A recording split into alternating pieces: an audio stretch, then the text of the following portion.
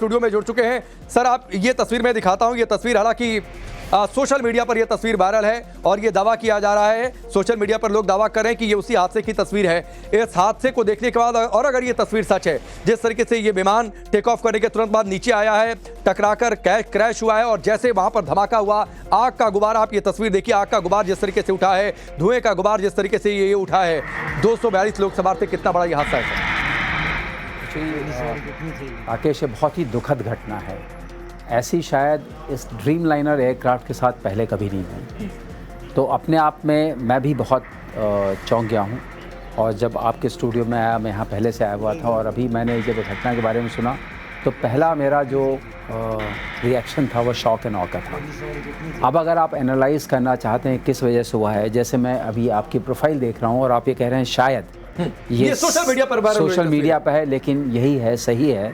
तो अगर इसको हम ये मानते हैं, साक्ष्य मानते हैं, तो ऐसा लगता है कि लॉस ऑफ पावर हुआ है, इंजन पावर का लॉस हुआ है, सडन लॉस ऑफ, मतलब इंजन में कोई तकनीकी खराबी आई। तो इंजन में तकनीकी खराबी आई या इंजन में कोई बड़ी बर्ड का इंजेक्शन हुआ, बर्ड हिट जिसको हम लोग बोलते हैं, इंजेस्ट हो गई। और लेकिन ऐसा जो देखने में अभी आ रहा है, जैसे जहाज नॉर्मली अगर एक इंजन में जाता है तो जहाज का एटीट्यूड चेंज कर जाता है। बिल्कुल सही बात। हाँ, इसमें वो नज़र नहीं आ रहा है, इसमें लग रहा है जहाज सीधा नीचे जा रहा है। तो अगर ये सिचुएशन आती है, किसी भी जहाज का जो क्रैश होता है उसमें 2-3 बातें मुख्य होती हैं। पहली बात होती है कि जो पायलट्स हैं उनका एक्सपीरियंस प्रोफाइल क्या है। ये इंटरनेशनल फ्लाइट थी, तो ये माना जाता है कि जो भी इसमें पायलट्स होंगे उनका एक्सपीरियंस प्रोफाइल बहुत अच्छा होता है। नहीं, वो जानकारी आ गई है सर। जो मुख्य पायलट थे कैप्टन सुमित, उनको 8200 आवर्स की फ्लाइंग एक्सपीरियंस था, which is very very huge. So वो उसमें बात नहीं उठती है। पायलट एरर जिसको हम लोग कहते हैं, उसकी संभावना अभी तक जो आपके साथ तथ्य हैं बहुत कम है। दूसरी संभावना ये होती है कि जो कोई ऐसा फेलियर हुआ है जिसने कॉज किया है या ये पूरा अनकंट्रोल्ड हो गया कि पायलट्स नॉर्मली इस फेज में, जो टेक ऑफ फेज होता है, जब तक कि हम क्रूजिंग हाइट पे नहीं जाते हैं, आप देखेंगे both the pilots are very alert. तो अलर्टनेस की बात नहीं है, इसका मतलब अभी तो जहाज जा ही रहा था। तो ऐसा क्या हुआ, उस संभावना को अगर देखा जाए तो 2-3 संभावनाएं पहले हुई हैं, जो पहले के एक्सीडेंट्स में हुई हैं, कि आपका जो सिस्टम होता है, जो ऑटोमेटिक कंट्रोल करता है, ये जितने भी ड्रीम लाइनर्स हैं, आजकल के मॉडर्न एयरक्राफ्ट हैं, ये सॉफ्टवेयर कंट्रोल्ड होते हैं, फ्लाई बाय वायर सिस्टम्स होते हैं। उसमें कोई ऐसी खराबी तो नहीं आई कि जिसकी वजह से कंट्रोल्स जो हैं दे स्टॉप ऑपरेटिंग। लेकिन सर, इतनी जल्दी की टेक ऑफ भी ठीक से नहीं किया। आपने मेंशन किया कि क्रूजिंग हाइट्स तक ये विमान नहीं पहुंचा था, अभी टेक ऑफ के प्रोसेस में होगा और उस प्रोसेस में ये विमान सीधे होकर तुरंत नीचे आ जाता है। यही तो सबसे अचंभा करने वाली बात है। लेकिन ये क्रिटिकल फेज भी माना जाता है। तो एक चीज हो सकती है, जो लिथियम आयरन बैटरी इनके पास होती है, नॉर्मली इन बैटरीज में आग लगी है पहले की, अगर उसमें आग लगती है और एक्सप्लोजन होता है, अंदर इम्प्लोजन होता है, तो वो ऐसे सिस्टम्स को डिसेबल कर सकता है जिसको हम क्रिटिकल सिस्टम्स बोलते हैं, जिन सिस्टम्स के सहारे जहाज उड़ता है। जो भी सिस्टम फ्लाइंग में जहाज को फ्लाइट प्रोफाइल में ठीक रखता है, उस सारे सिस्टम्स को क्रिटिकल सिस्टम बोला जाता है। उनका बैकअप भी होता है और इमीडिएट बैकअप होता है। लेकिन सर, जो सबसे ज्यादा चिंता है वो चिंता है कि 242 लोगों की सलामती को लेकर, और इसीलिए हितेन हमारे साथ जुड़ चुके हैं। हितेन, कोई जानकारी, क्योंकि ये जो तस्वीरें आ रही हैं वो बहुत ज्यादा चिंता बढ़ा रही हैं। 242 लोगों को लेकर जो इस विमान में सवार थे, जो लंदन के लिए उड़ान भर रहे थे।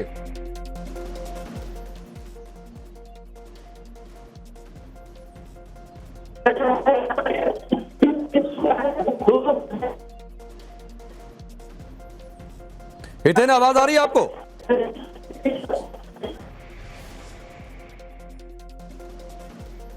तो नेटवर्क इशू है, दोबारा हितेन से बातचीत करिए, फोन काट कर दोबारा उनको कनेक्ट करिए, क्योंकि 242 लोगों को लेकर जानकारी हासिल करना बहुत जरूरी है। सीआईएसएफ और फायर ब्रिगेड की टीमें, एनडीआरएफ की टीमें वहां पर पहुंच गई हैं और कई सारी तस्वीरें जो सामने आई हैं, वो तस्वीरें ये बता रही हैं कि पीछे जो है टेक ऑफ करते सर ये विमान जो है, पीछे कैंसर रिसर्च इंस्टीट्यूट है, जो कि काफ़ी बड़ा वो हॉस्पिटल है कैंसर को लेकर, उसके पास जाकर उसके पीछे के इलाके में ये विमान क्रैश हुआ है। और तस्वीरें बता रही है कि बहुत संभव है कि ये क्रैश करते समय किसी दीवार से टकराया उस समय ये क्रैश हुआ होगा, क्योंकि अगर 2 मिनट का टाइम लगा है टेक ऑफ करने में, यानी कुछ हाइट तक तो ये विमान गया होगा, उसके बाद कुछ खराबी आई और अचानक से वो डिसेंडिंग फेज में आ गया। तो ये जो गिरा है और जैसे अर्बन एरिया में गिरा है, मतलब ये हैबिटेड एरिया में गिरा है, उसके में अब ये संभावना, राकेश, ये कह पाना कि इस विमान में जो यात्री थे उनमें से कितने लोग सुरक्षित हैं, क्या हालत है, ये अपने आप में एक बहुत ही चुनौतीपूर्ण होगा।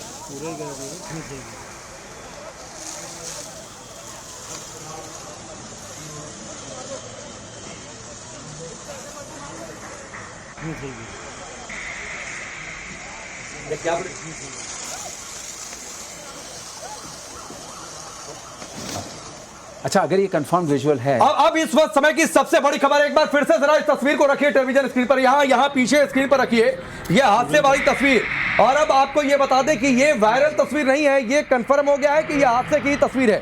अब सर ये तस्वीर हादसे की है, ये तो कंफर्म हो गया, ये वायरल कुछ नहीं है। अब प्लेन की अवस्था देखिए, यानी कुछ ऊंचाई तक ये विमान गया है, उसके बाद सीधे कोई इसका मोड चेंज नहीं हुआ, जैसे आप बता रहे थे कि एक और झुक जाता है विमान, ये सीधे नीचे आया है। और जिस तरीके से ब्लास्ट किया, ऐसे लग रहा है जैसे कोई बहुत बड़ा विस्फोटकों से भरा, यानी कोई, हमने लड़ाइयों में देखा है कि कोई बड़ी मिसाइल गिर गई, उसके बाद इस तरीके का धमाका होता है, बहुत बड़ी मात्रा में विस्फोटक हो, वहां पर इस तरीके का धमाका, ये पूरा धमाका जिस तरीके से हुआ है। दिनेश, ऐसा है, राकेश, ऐसा है कि नॉर्मली क्या होता है कि ये विमान अभी पूरे इंजन फ्यूल, इनके जो पूरा फ्यूल होगा इनके पास पूरा भरा होगा, क्योंकि ये बहुत लंबी यात्रा के लिए जा रहा है। यस। तो ये जो धमाका और जो आग का गुबार आप देख रहे हैं, ये वो बर्न का फ्यूल जो बर्न कर रहा है उसका है, क्योंकि जिस तरीके से विमान गिरा है उससे संभावना ये लगती है कि पूरे विमान में आग लग गई और उसके पास बहुत ईंधन था, उस ईंधन में आग लग गई। तो ये जो कितना ईंधन हो सकता है, कोई अंदाजा आपको? अब पूरा, मतलब इसमें तो टन्स एंड टन्स ऑफ ईंधन होगा, क्योंकि इसको जाना है लंदन तक के लिए था, और जब हम कोई जहाज वहाँ तक भेजते हैं, इसको हम बोलते हैं फुल फ्यूल होगा। तो उसमें क्या होता है, एक डाइवर्जन का भी होता है, डाइवर्जन के भी हम रखते हैं कि रास्ते में अगर कोई डाइवर्ट करना पड़े तो उसके लिए भी आपके सफिशिएंट होना चाहिए। और ये जहाज़ नॉर्मली 787 14 से 15 घंटे, उससे आगे के भी उड़ान भर सकता है, डिपेंडिंग अपॉन वेदर कंडीशंस। तो ये इस कंडीशन में, इसमें फुल फ्यूल है और ये गिर गया, और गिरते समय जो एटीट्यूड दिखाई पड़ रहा है, जो आपके पिक्चर्स विजुअल्स आ रहे हैं, इससे ये नहीं लग रहा है कि एक में हिट हुआ है, इससे ये भी नहीं लग रहा है कि बर्ड हिट है। मैं उसकी संभावना, मैं एक तरीके से बिना जाने हुए आपको बता रहा हूँ, लेकिन संभावना कम लग रही है, क्योंकि जब बर्ड हिट होता है तो there is a certain kind of change in attitude, वो बिल्कुल नहीं आ। ये जहाज एकदम ऐसे कि somebody has held it down, loss of जो हमारा हुआ है, एक बहुत कहेंगे बहुत छोटी सी रेयर एक्सेप्शनली क्या हो सकता है कि अगर दोनों में घुस गए हों और इंजन दोनों सीज कर गए हों, अगर दोनों इंजन सीज कर गए हैं तब ये ऐसे ही गिरेगा, क्योंकि दोनों। लेकिन ऐसी घटना हुई है कि दोनों में पक्षी घुस गए? पक्षी नहीं घुसे, दोनों इंजन सीज करके, मैं कह रहा हूं for some reason fuel is not reaching there, किसी वजह से फ्यूल नहीं पहुंच रहा है इंजन को, और दोनों को नहीं पहुंच रहा है। तो अगर कोई, अब ये बहुत, मैं सर ऐसा कोई हादसा आपको ध्यान आता है? ऐसा कोई हादसा तो ध्यान नहीं आता है, लेकिन हाँ, सिंगल इंजन एयरक्राफ्ट में ये होता है। उसमें क्या होता है, जब फ्यूल सप्लाई एक फ्यूल पंप के थ्रू होती है, और आप दोनों टैंक से लेते हैं, फ्यूल लेते हैं, जिससे कि वो नहीं हो, और फ्यूल टैंक को जो इंजन को सप्लाई होती है, दोनों इंजन को एक उसका कॉमन पॉइंट नहीं बनाया जाता है। लेकिन ऐसी संभावना की, जो विच इज अ रेयरिटी, कि दोनों फ्यूल पंप सीज कर गए, दोनों इंजन सीज कर गए और ये नीचे गिर गया। अब इसलिए ये पूरी टाइमलाइन आई है, वो पूरी टाइमलाइन आई है, मैं आपके सामने रखता हूं, आप बताइएगा कि आपका विश्लेषण क्या है। डिपार्चर था 1:39 पर भारतीय समय के मुताबिक अहमदाबाद के रनवे नंबर 23 से। इसके तुरंत बाद, यानी टेक ऑफ के तुरंत बाद मेडे कॉल होती है। मेडे कॉल में क्रैश साइट है आउटसाइड एयरपोर्ट का पेरीमीटर जो होता है, और डिपार्चर के तुरंत बाद एटीसी को कम्युनिकेशन जाता है, कोई रिस्पांस नहीं मिलता है। पोस्ट मेडे, यानी जब मेडे कॉल किया होगा, जो पायलट हैं उन्होंने अगर कॉल दिया होगा, और उसके बाद तुरंत तस्वीर आ जाती है, और वो तस्वीर आती है काले धुएं की। अहमदाबाद का पूरा आसमान जो है वो काले धुएं से भर जाता है। ये मैंने जो आपको टाइमलाइन बताई, थोड़ी सी क्लैरिटी आई मेरे दिमाग में। ये होता है, ये क्लैरिटी ये आई कि आपको एक होता है फ्यूल, एक होता है इंजन फायर वार्निंग सिस्टम, कि both the engines are on fire. जब वो both the engines on fire हो जाते हैं तो आप मेडे कॉल आ सकती है कि मेरे दोनों इंजन्स गए। You have this time only to explain, because The pilot has lost both the engines. That means everything is falling. Altitude is falling. All instruments. Mayday call को जरा समझाइए दर्शकों को कि किन अवस्था में पायलट जो है मेडे कॉल मेडे कॉल का मतलब ये है कि अब मैं इस जहाज को बचा नहीं सकता, ये जहाज मेरे उससे बाहर है और ये सबसे बड़ी save my soul kind of call है ये। You if you can save me I can not do anything about it. तो ये एक जिसे कहते हैं पायलट को ये इंस्ट्रूमेंट्स को देख के समझ में आ गया कि नथिंग इज वर्किंग। सो उस नथिंग इज वर्किंग जो अब आप देख रहे हैं दोनों इंजन चले गए, बिकॉज नॉर्मली क्या होता है कि अगर आपका टोटल इलेक्ट्रिकल फेलियर भी होता है, let's say there is a total electrical failure जिसमें बैटरी भी चली गई, आपका जो इंजन पावर से आ रहा था इलेक्ट्रिकल सिस्टम वो भी चला गया, इसको हम लोग टोटल इलेक्ट्रिकल फेलियर बोलते हैं। अगर वो होता है और इंजन दोनों सीज कर जाते हैं और आप सिर्फ टेक ऑफ पे हैं तो आपके पास इतना टाइम भी नहीं है कि आप रीलाइट नहीं सर, लेकिन अभी भी मैं आम लोग इस बात को नहीं समझ पाएंगे कि टेक ऑफ करते ही 2 मिनट के अंदर 1 मिनट के अंदर ये स्थिति आ जाती है कि पायलट को मेडे कॉल डिक्लेयर करना पड़े और इमरजेंसी डिक्लेयर करना पड़े। तो ये किस अवस्था में, क्या जो आप सीज की बात कर रहे थे वो हुआ होगा? मतलब ये आम लोगों की समझ में इतनी जल्दी नहीं है। I am just making a guess. तो टोटल इलेक्ट्रिकल, मान लीजिए आपने टेक ऑफ किया and there is a total electrical failure and your battery is also not working. Normally battery takes over and both the engines have ceased to perform. Now it is like a dead weight, there is nothing you can do. And take off का जो speed होती है, this is about 787 के case में शायद ये होगा 160 knots और समथिंग। तो अगर 160 नॉट्स पे आप जा रहे हैं तो एनफ स्पीड नहीं है कि वो अपने आप को सस्टेन कर सके थ्रू व्हाट हम ग्लाइड वाला जो पार्ट नहीं आया बिकॉज आप टेक ऑफ वाले मोड में, तो जरूर जहाज नीचे गिर जाएगा and you have nothing else to do. Pilot के पास इस फेज में और समय भी इतना नहीं होता है कि नहीं, इस फेज में कोई समय नहीं होता है। This is called the most critical phase. तो इट नीचे जाएगा ही जाएगा जहाज। इसीलिए कहा जाता है take off and landing is the most critical phase. अगर उसमें कोई चीज होती है और हाइट बहुत कम है, स्पीड बहुत कम है और आप अभी आप क्रूज नहीं कर रहे हैं, आपके पास हाइट का एडवांटेज नहीं है और you have lost all your power, तो बेसिकली इंजन पावर्स वे लॉस्ट। और किस वजह से वो लूज किए हैं, आप मान लीजिए अब एक सिचुएशन ऐसे आप विजुलाइज कर सकते हैं, आपकी बैटरी एक्सप्लोड कर गई, आपके इंजन्स, आपके जो भी पावर आ रही थी जिन भी सिस्टम से पूरी खत्म हो गई। अब आपका ना तो इंजन चल रहा है ना आपके पास कोई कम्युनिकेशन है। मेडे जो है वो एक छोटी बैटरी चलता है, आपने वो call they the and you have nothing else. Pilots के बस में कुछ नहीं था। अगर उनके बस में होता, इतने एक्सपीरियंस पायलट्स थे, वो जरूर जहाज को बचाने की पूरी चेष्टा करते। लेकिन इतनी जरा सी हाइट में जो आप बता रहे हैं, हाइट भी ज्यादा नहीं हुई होगी, ये कोई 400-500 फीट होगी या ऐसे कुछ ही होगी, उसके बाद ही गिर गए होंगे। तो ये बहुत अपने आप में दर्दनाक और बहुत दुखद घटना है।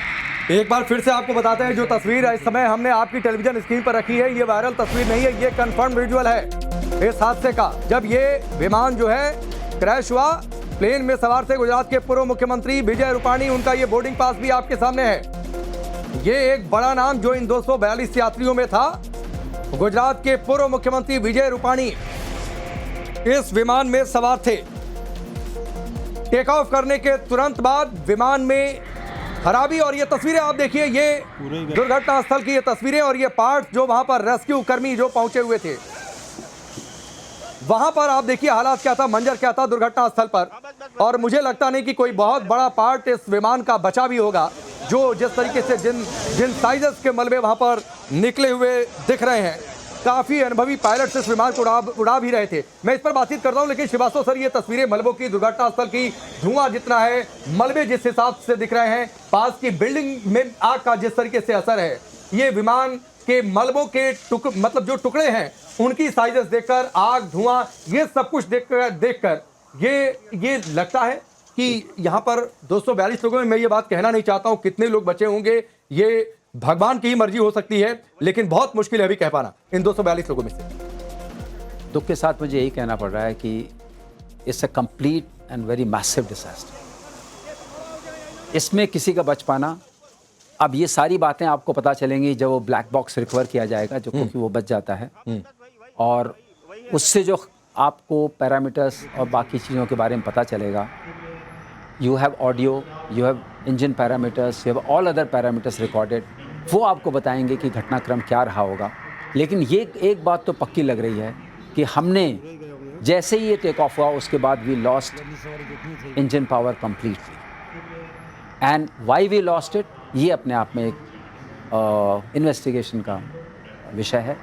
और इसके अंदर कोई वो बात नहीं है जो नॉर्मली कही जाती है, जैसे होता है पायलट एरर वगैरह। और जिस तरीके से ये हुआ है, बर्ड हिट की भी संभावना अगर आप मुझसे पूछेंगे राकेश, वो भी कम ही लग रही है। तो सर फिर क्या संभावना हो सकती है? बर्ड हिट है नहीं, तो फिर क्या जो आप फेलियर बता रहे हैं वो फेलियर क्यों हुआ? अब आप एक बात और जो दूरगामी लोगों को समझ में आती है, क्या इसमें किसी तरह का कोई एनी काइंड ऑफ, जिसे कहते हैं कि और कोई चीज़ हुई है, और ये क्या जानबूझ के कुछ किया गया है? कुछ ऐसा तो नहीं हुआ है। एक संभावना, क्योंकि गिरते ही ऐसा गिर जाना ये अपने आप में बहुत ही असंगत है और बहुत कम हुआ है। आज तक एविएशन हिस्ट्री में ऐसे तो नहीं होता रहा है। लेकिन हाँ, लैंडिंग के टाइम में गलतियां हुई हैं, उसमें होता है। लोग, आपने देखा होगा, एक जहाज़ हमारा लैंड करके बाहर निकल गया था, लैंडिंग स्पीड ज़्यादा थी।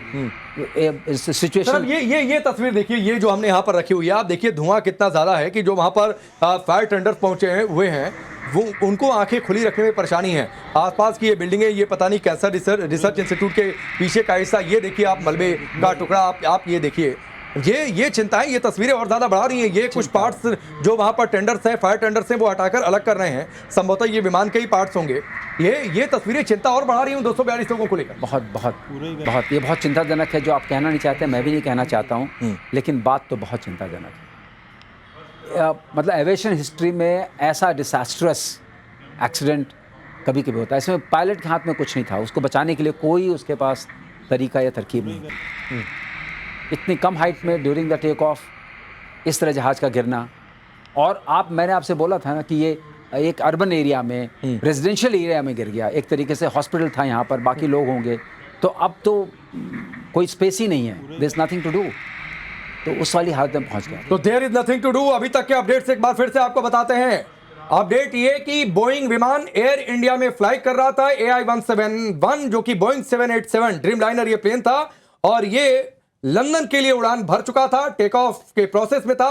असेंडिंग फेज उसे कहते हैं सर, असेंडिंग फेज में था, क्रूजिंग हाइट पर अभी पहुंचा नहीं था, लेकिन टेक ऑफ करते ही कुछ गड़बड़ी आती है, पायलट्स मेडे कॉल देते हैं, और उसके बाद इमरजेंसी डिक्लेयर की जाती है अहमदाबाद एयरपोर्ट पर। 242 सीधे इंडिया का जो जेट है वो उड़ान भरा था, उसी वक्त 2 मिनट के भीतर वो क्रैश हुआ। करीब 242 लोग अंदर मौजूद थे, और ये वही की तस्वीर आप देख सकते हैं कि इस वक्त यहाँ पर